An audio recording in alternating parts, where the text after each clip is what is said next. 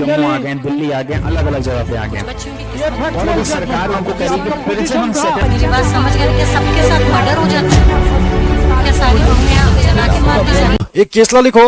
This is pen का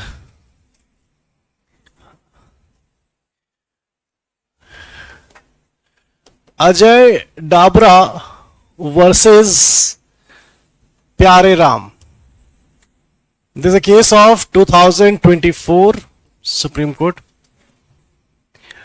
last year में जितने भी केसेस आए थे उसमें कुछ नया अगर बोला गया था, वैसे ये भी तो सच बताऊं तो नया नहीं है, बट अगर कुछ भी थोड़ा सा भी नया है तो वो इसी केस में था और किसी में नहीं था।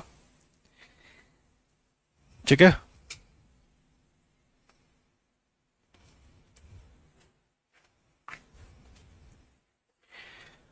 चलो। सो देखो, हम लोगों को पता है कि section 5 is condonation of delay in cases of appeal and other applications. ठीक है, एग्जीक्यूशन एप्लीकेशंस पर there is no condonation of delay. ठीक है, so there can be a condonation of delay in cases of appeals and other applications.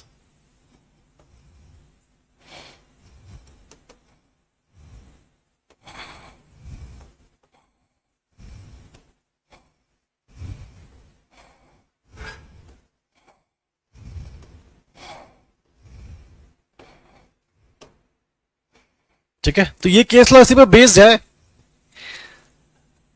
चलो देखो, कितने लोगों ने यहां प्रैक्टिस की है? एनीवन? हिना के अलावा एनीवन? अच्छा, जब अपील फाइल करते हो, अपील में भी आपको कोर्ट फी पे करनी पड़ती है या नहीं करनी पड़ती? नहीं करनी पड़ती। ओके, ठीक है। चलो, सूट में करनी पड़ती है। चलो, सूट में आपको कोर्ट फी पे करनी पड़ती है।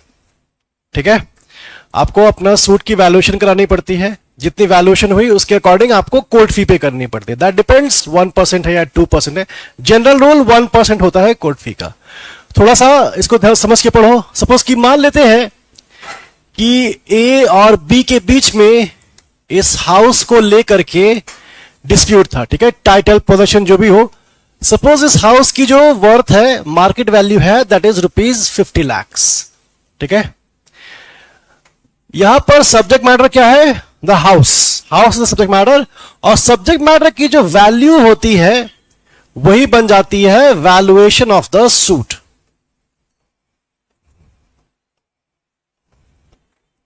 ठीक है, तो यहां पर सूट की वैल्यूएशन कितनी होगी? ₹50 लाख। ठीक है, नाउ द क्वेश्चन इज कि हम लोग वैल्यूएशन करते क्यों? करते कैसे हैं? जो सब्जेक्ट मैटर की वैल्यू होगी वही सूट की वैल्यूएशन हो जाती है। ठीक है, राइट, वैल्यूएशन तो सूट हो गई। अब इसका पर्पस क्या है? करना क्यों करते हैं हम लोग? हाँ, देयर आर 2 पर्पसेस। हाँ, पहला है हमारा कोर्ट की पेक्यूनियरी जुरिसडिक्शन को फिगर आउट करने के लिए कि किस कोर्ट की पेक्यूनियरी जुरिसडिक्शन है यहां पर, और दूसरा हमारा है कोर्ट फी, कितनी कोर्ट फी हम लोग पे करेंगे। ठीक है, हाँ, one is pecuniary jurisdiction and the other one is court fee. अब देखो, हर स्टेट की जो कोर्ट्स होती हैं, जो हायरार्की ऑफ कोर्ट्स होती है, उनकी पेक्यूनियरी जुरिसडिक्शन डिफरेंट होती है। ठीक है, कॉमन एग्जांपल हम लोग दिल्ली का लेते हैं। दिल्ली में जो सिविल जज की कोर्ट होती है उसकी होती है अप टू 20 लाख।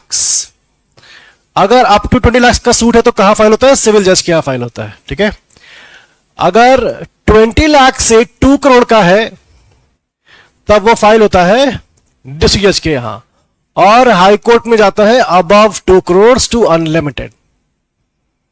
ठीक है, सीपीसी वालों कुछ याद आ रहा है? नोट्स पे मिले थे। हाँ, कहां गए वो नोट्स? कोई आइडिया नहीं होगा। नहीं, देखो, दिल्ली का एग्जांपल मैं देता हूं because first of all we are in Delhi, and the second one is सबसे कन्वीनियंट एग्जांपल ये होता है बिकॉज और स्टेट्स में थोड़ा डिफरेंट हो जाता है। तो हर स्टेट का मैंने एक चार्ट बना करके कहा भाई अगर आप एमपी के हो तो ये आपका एमपी का, यूपी के हो, राजस्थान के हो। नालायकों ने नोट्स लिया और उसे पता नहीं कहां गायब कर दिया। कितनी मेहनत से बने थे वो नोट्स, हमें कोई आइडिया है? हर स्टेट का जाके पता करो। हाँ, होने पर चेंज हो सकती है, बिल्कुल। देखो, तो अब ये सूट जो कि वैल्यूएशन कितनी थी इसकी 50 लाख की, ये कहां फाइल होगा? डिस्ट्रिक्ट जज के यहां फाइल होगा, राइट? ना ही सिविल जज के यहां और ना ही हाई कोर्ट में फाइल होगा, ठीक है?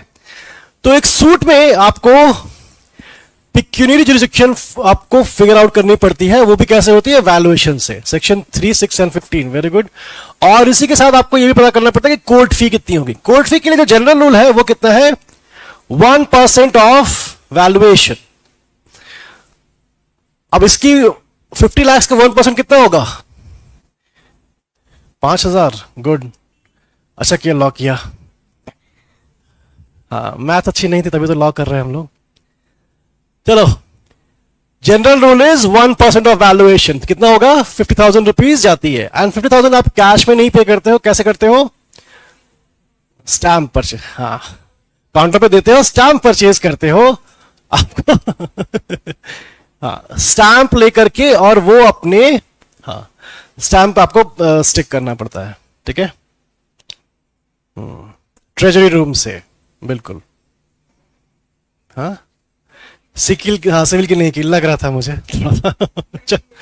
राइट। अब देखो, क्वेश्चन ये होता है कि मान लो, अच्छा, ये वाली बात समझ में आ गई कि कोर्ट फी हम लोग को जरूरत पड़ सकती है सूट में। कैसे हम लोग डिसाइड करते हैं कोर्ट फी? मैंने हम लोग अभी जो तुम लोग को दिया है बेसिक एग्जांपल है। सीपीसी में इसके और भी एग्जांपल्स आते हैं, क्योंकि अभी मैंने हाउस का लिया है। House is the most common example. अगर मेंटेनेंस का सूट है, वाइफ ने फाइल किया है अगेंस्ट द हस्बैंड की मुझे पर मंथ 20,000 रुपीज मेंटेनेंस चाहिए, या फिर लैंडलॉर्ड ने फाइल किया है टेनेंट के अगेंस्ट कि मुझे इसने रेंट नहीं दिया है, तो वो रेंट अगर मांगा है तो वो बोला कि 50,000 पर मंथ था, तो उस सूट की वैल्यूएशन कैसे होती है? वो सारा कुछ हम लोग सीपीसी में करेंगे, ठीक है? यहां नहीं, यहां पर मैंने कॉमन एग्जांपल ही लिया है। अब देखो, जब आप सूट फाइल करते हो तो आपको प्रॉपर स्टैम्प फी पे करनी पड़ती है। अगर आप प्रॉपर स्टैम्प फी नहीं पे करोगे तो जो अगर कम अमाउंट पे करते हैं तो हम लोग उसको कहते हैं डेफिसिट कोर्ट फी, ठीक है? हाँ, अब तो ऑनलाइन भी होने लगी है डायरेक्ट, ठीक है?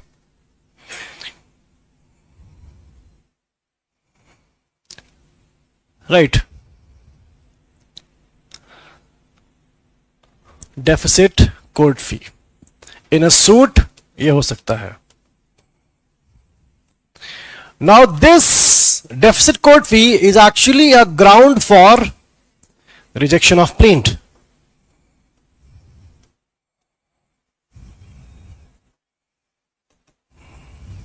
ठीक है? प्लेंट रिजेक्ट हो सकती है अगर डेफिसिट कोर्ट फी आपने पे की है तो, ठीक है? याद आ रहा है सीपीसी वालों? ऑर्डर 711 क्लॉज 6 तो है भी नहीं वहां पर। डी बार्ड बाय लॉ है, डी। हम लोग A D E B and C होता है, deficit court fee and valuation, B and C. It's a ground for rejection of plaint, ठीक है? अगर मान लो कि डेफिसिट कोर्ट फी के बेसिस पर आपका प्लेंट अगर रिजेक्ट हो गया है और बाद में जब आप सूट फाइल करने जाते हो तो पता चलता है कि टाइम हैज एक्सपायर्ड, ठीक है? तो जो सेकेंड सूट आप फाइल कर रहे हो उसमें आप एक एप्लीकेशन लगाते हो for condonation of delay and ground देते हो कि पहले वाले सूट में there was deficit court fee. Is that sufficient cause under section 5? No? Why not? बिल्कुल सही। देखो, यहां पर सूट में, जो सेकेंड सूट में, उसने सेक्शन 5 की एप्लीकेशन लगाई और बोला कि जो कॉन्डोनेशन ऑफ डिले का रीजन है दैट इज डेफिसिट कोर्ट फी थी। बट यहां पर द कोर्ट सेड कि this is not sufficient cause because section 5 does not apply upon suits, it applies only upon appeals and other applications, ठीक है? इसे लिखो,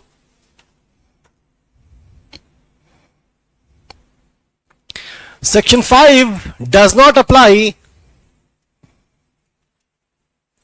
section 5 does not apply upon suits, upon suits, It is applicable only upon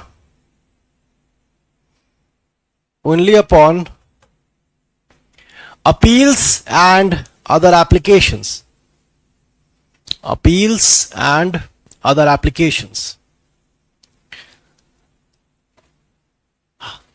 If there was a case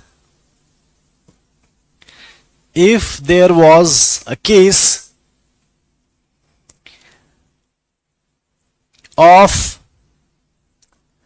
delay in filing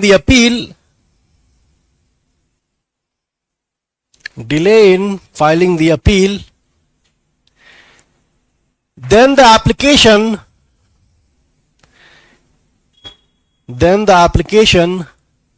could have been entertained.